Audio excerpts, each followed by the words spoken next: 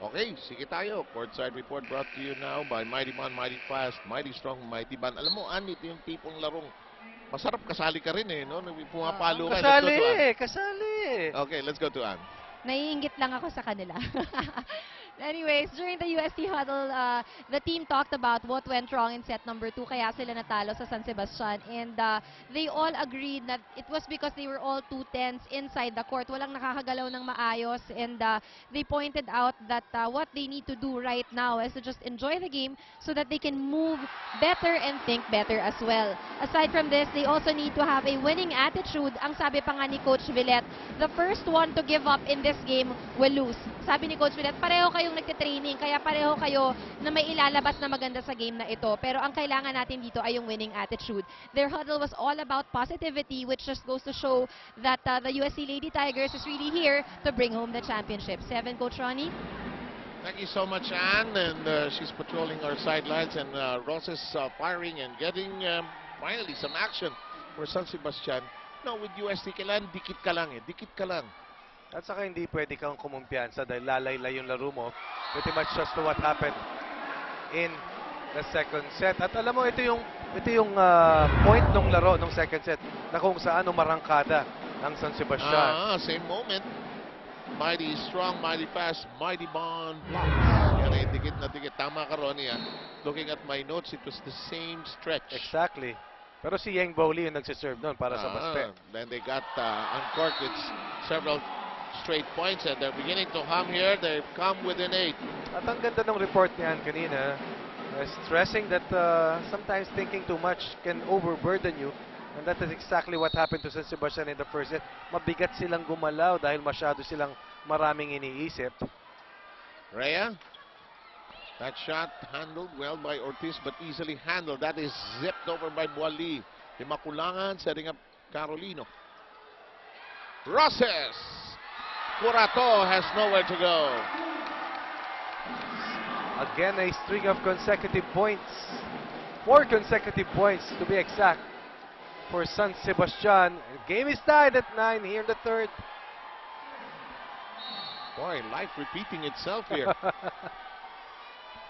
Benito, or rather Belen serve in play. Maiso, masyadong makapal yung tira niya and Wally missed that completely.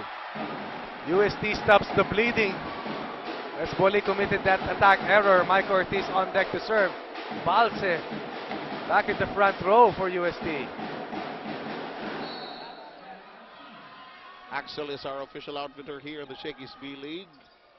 Rosas runner. Maiso one-hander. Ortiz tracks it down. Nice set. However, Maiso with a one-hander.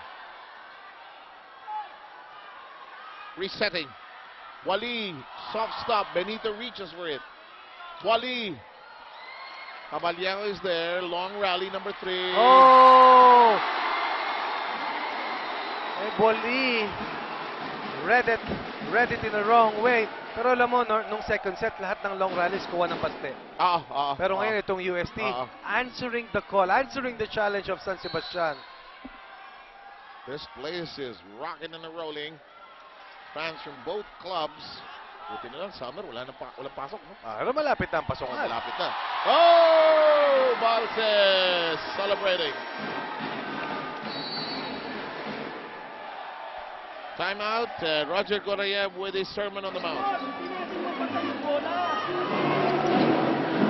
Max, pagka gano'n nandun na, iskwento doon sa likuran eh. Nakatayo pa rin kayo doon eh. Kumapasok yung katabi mo eh. Alaman siya, hinihintay nyo may error na bago nyo maiisip eh. Automatic na yun. Alam nyo na gagawin nyo. Yan pa ba naman sasabihin? Kaya parang ang gulo-gulo natin eh. Yun na, isa na lang oh. All na nga eh. Naubos ang kaya Ang daming chance po lo. Yan! Relax na, Jen na. Huwag bigay na.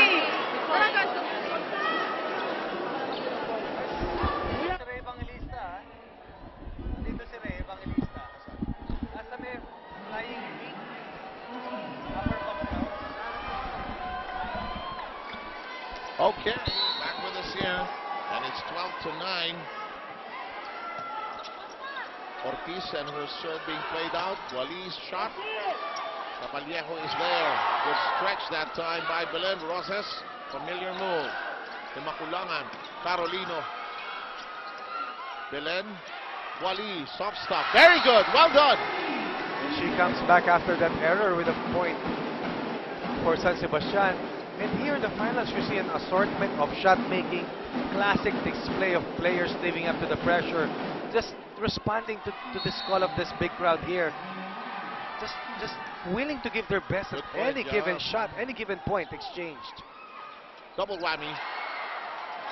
Excellent D that time, and it's now 12-11.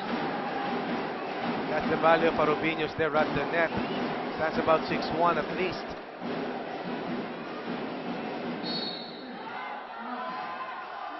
Roses her serve. Nearly mishandled by Usti there. Carolina, Belen, it's playable but short. Nice try. Look at Coach Roger Garay here. Just trying to wheel that ball across. And he ends up with a smile. But just probably appreciating here the effort of his young ladies and Coach Jack and Coach Millet. Poker face. Si Roger Gorayev couldn't help but appreciate the effort para sayang. Wow. That's an additional spice on that Thai attack coming from Zheng Guoli. Merong dagdag na anghang sa Tom Yang Soup. Nilagyan pa ng, alin ba mas banghang, yung pula o Yung pula. Ito yung malaki. Oo. Malaking pula. Sili pinag-uusapan. Hindi labuyo ang nilagay. What an exchange! UST still posting a 2-point advantage here in the third set. At ito, nabuhay na naman ang Barangay UST. Yes, indeed. Pounding away their drums. J-Marks is the best grilled tuna in town. Set up job. Playable. Maiso punch it over. Benito. Curato couldn't handle it. Wrong angle for Curato. Si Princess Cruz bahagyang umaatake. But every time she does so, she always comes out with success. Kasi hindi siya ini-expect ng kalaban eh. Yep. Sige nga, singitan ko sila. Overset. Overcooked. But playable. Oh. Joust. Yes. Maiso touching the net, most probably. Gumagalaw pa yung net, oh. We have a deadlock.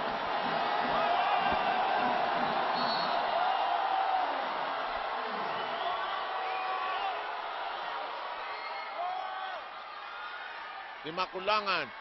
Mishandled there. They couldn't get their offense going. Here comes Benito. Hijack. Excellent response once again from team's keeper Isa Maiso, combining with Mary Jean Balse to set up that wall.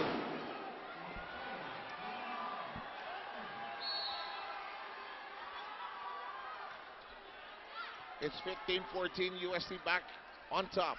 Wally. Nice pushover by Maiso. 2 straight points by Isa Maiso for UST. And we are done with our second gap here, our second technical timeout currently enforced.